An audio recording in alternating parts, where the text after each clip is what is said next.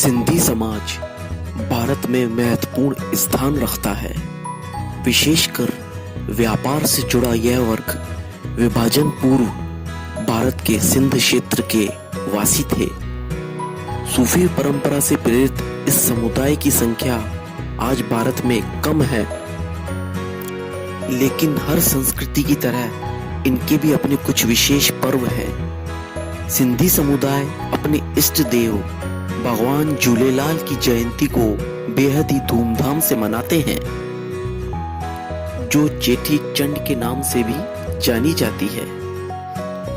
भारतीय धर्म ग्रंथों में कहा गया है, जब जब अत्याचार बढ़े हैं, नैतिक मूल्यों का क्षरण हुआ है तथा आसुरी प्रवृत्तियां हावी हुई है, तब तब किसी न किसी रूप में ईश्वर ने अवतार लेकर धर्मपरायण प्रजा की रक्षा की है।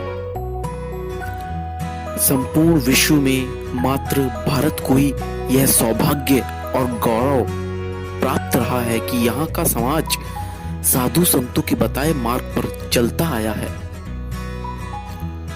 ऐसी ही एक कथा भगवान झूलेलाल जी के अवतरण की है।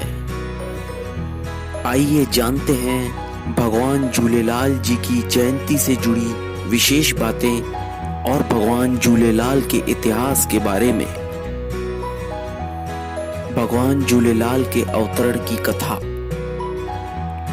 भगवान झूलेलाल की कहानी 10वीं से 11वीं सदी के आसपास की है, जब सिंध प्रदेश की कमान मुस्लिम शासक मीरक शाह के हाथों में हुआ करती थी। मीरक शाह एक बेहद क्रूर और अत्याचारी राजा था, जो अपनी सिंधी हिंदू प्रजा पर इस्लाम अपनाने का दबाव डाल रहा था। एक बार की बात है, मीरक शाह ने प्रांत के सभी सिंधी हिंदुओं को इस्लाम धर्म अपनाने का आदेश जारी किया और इस आदेश का उल्लंघन करने वाले को मौत के घाट उतारने की धमकी दी। मीरक शाह के इस आदेश के बारे में सिंधी हिंदू प्रजा के लोग आपस में विचार करने लगे कि इस समस्या का निवारण कैसे किया जाए। सिंधी हिंदू समाज के लोगों ने मीरक शाह से इस्लाम धर्म स्वीकार करने के लिए समय मांगा।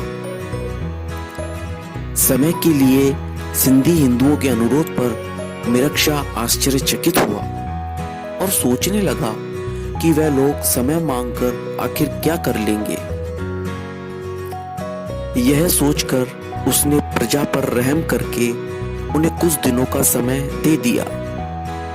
माना जाता है कि सभी सिंधी हिंदू समाज के पुरुष, महिलाएं, बच्चे, बूढ़े सिंधु नदी के किनारे इकट्ठे हुए और उन्होंने 40 दिन तक वरुण देवता का स्मरण किया।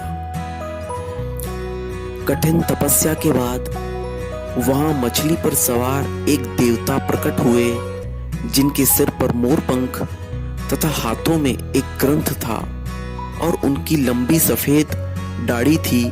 पल भर में देवता वहां से अदृश्य हो गए और तत्पश्चात बादलों की गर्जना के साथ एक आकाशवाणी हुई। मेरे प्रिय भक्तजनों, सिंधी हिंदू धर्म की रक्षा के लिए आज से ठीक 7 दिनों के पश्चात नसरपुर नगर के भक्त रतन राय की धर्म पत्नी माता देवकी के गर्भ से जन्म लेकर मैं तुम्हारे कष्टों का निवारण करूंगा।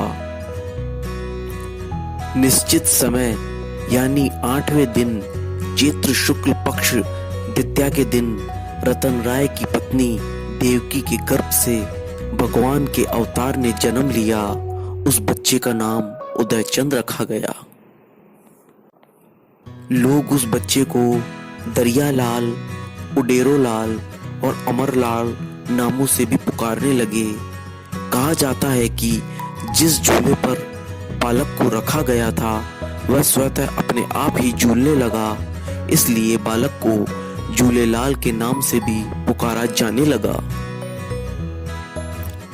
जब बच्चे ने अपना मुंह खोला तो उसके माता पिता ने पल्ला मछली पर सवार उन्हीं देवता को देखा, जिन्होंने अपने दर्शन उस आकाशवाणी से पूर्व दिए थे।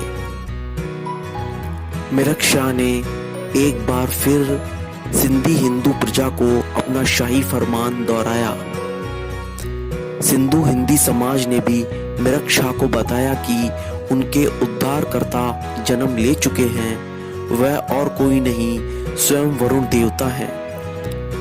सिंधु हिंदू समाज को बचाने वाले बालक पर मिरक शाह ने सिंधी हिंदुओं की खिल्ली उड़ाई और कहा कि वो उनके उद्धारकर्ता का इंतजार करेगा।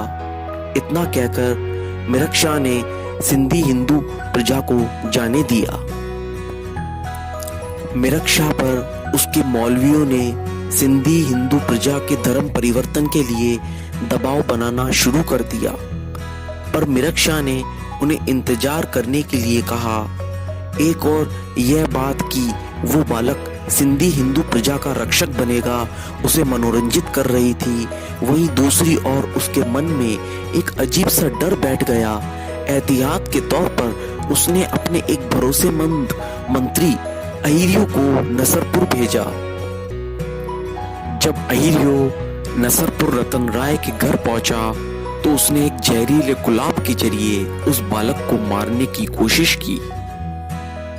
ऐसा करने पर अहिर्यो के हाथों से वह गुलाब उड़ गया और अचानक अहिर्यो ने अपनी आंखों के सामने पल्ला मछली पर सवार उन्हीं दिव्य देवता को देखा, जो तत्काल ही अपनी हाथों में तलवार लिए घोड़े पर सवार एक सुंदर युवक में परिवर्तित हो गए। जो अहिर्यो उस बालक को मारने आया था वही वहां श्रद्धा से झुक गया। अहिर्यो ने मिरक शाह को अपने साथ घटित उस घटना के बारे में बताया और उसे समझाया कि वह बालक सचमुच दिव्य है और वह उसे मारने का प्रयास ना करे। अहिर्यो की बातें सुनकर मिरक शाह काफी डर गया।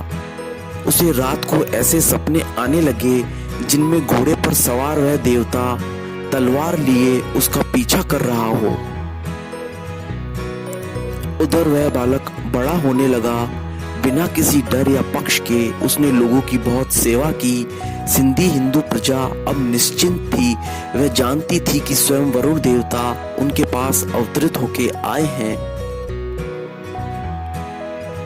दूसरी ओर मिरक शाह पर मौलवियों का दबाव बढ़ गया। उन्होंने मिरक शाह को चेतावनी दे दी और कहा कि अगर वो सिंधी हिंदू प्रजा को इस्लाम धर्म में परिवर्तित नहीं कर सका तो वह काफिरों के सहयोगी के रूप में जाना जाएगा। आखिरकार मिरक शाह ने उस बालक से, जो अब एक किशोर था, से मिलने का फैसला किया। जब मिरक शाह और उसके मौलवियों ने भगवान झूलेलाल का सामना किया तो भगवान झूलेलाल ने उन्हें उपदेश दिया कि समस्त सृष्टि एक है और एक भगवान द्वारा संचालित है, जिसे मुसलमान अल्लाह और सिंधी हिंदू प्रजा ईश्वर कहती है। ये बातें सुनकर मिरक शाह के मौलवी नाराज हो गए और उनका मानना था कि अल्लाह के सिवा और कोई ईश्वर नहीं है, इसलिए वो भगवान झूलेलाल को गिरफ्तार करने के लिए आगे बढ़े। तभी तेज लहरों ने मिरक शाह और उनके मौलवियों को घेर लिया। उसी समय मिरक शाह का महल भी आग की लपेटों की चपेट में आ गया और बच निकलने का कोई रास्ता नहीं बचा। तब मिरक शाह और उसके मौलवियों को अपनी गलती का एहसास हुआ और उन्होंने भगवान झूलेलाल से अपने कुकर्मों के लिए क्षमा मांगी। मिरक शाह ने भगवान झूलेलाल के आगे झुककर सिंधी हिंदू प्रजा और मुसलमानों के साथ एक जैसा व्यवहार करने का वादा किया। उसी समय लहरें वापस चली गई और महल में लगी आग भी बुझ गई। अब सिंधी हिंदू प्रजा का उत्पीड़न बंद हो गया। मिरक शाह ने अपनी विभाजनकारी नीति त्याग दी और सभी के साथ समानता का व्यवहार करना प्रारंभ कर दिया। नसरपुर लौटने के बाद भगवान झूलेलाल को यह एहसास हुआ कि जिस उद्देश्य से वह धरती पर आए थे अब वह पूरा हो गया है। अपने भगवान से अलग होने के बारे में जानकर लोग अत्यंत दुखी हुए। दूर दूर से सभी समुदाय के लोग इस असामान्य घटना के दर्शन करने के लिए आए। जैसे ही भगवान झूलेलाल ने अपना मानव शरीर छोड़ा, उसी समय भारी बारिश शुरू हो गई। उस स्थल पर लोगों ने भगवान झूलेलाल के अद्भुत मंदिर का निर्माण करवाया। तब से उपासक भगवान झूलेलाल जी को उडेरोलाल, घोड़ेवारो, जिंदपीर, लाल साईं, पल्लेवारो, ज्योतिनवारो, अमरलाल आदि नामों से पूजते हैं। मुस्लिम लोगों में भी ख्वाजा जिंदा पीर के नाम से लोग इनकी पूजा करते हैं। सिंधी सभ्यता के लोग चैत्र मास के चंद्र दर्शन के दिन भगवान झूलेलाल जी का उत्सव संपूर्ण विश्व में चेटी चंड के त्योहार के रूप में परंपरागत हर्षोल्लास के साथ मनाते हैं। माना जाता है कि वह ज्योति स्वरूप में आज भी विद्यमान है।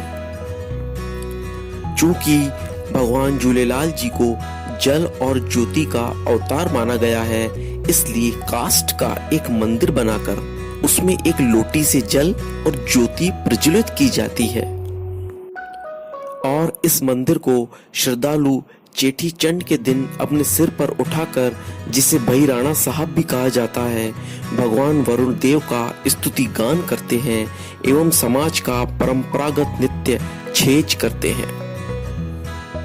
यह सर्वधर्म समभाव का प्रतीक है। झूलेलाल का उत्सव चेटी चंड, जिसे सिंधी समाज सिंधी दिवस के रूप में भी मानता चला आ रहा है, इस दिन समाज की विभाजन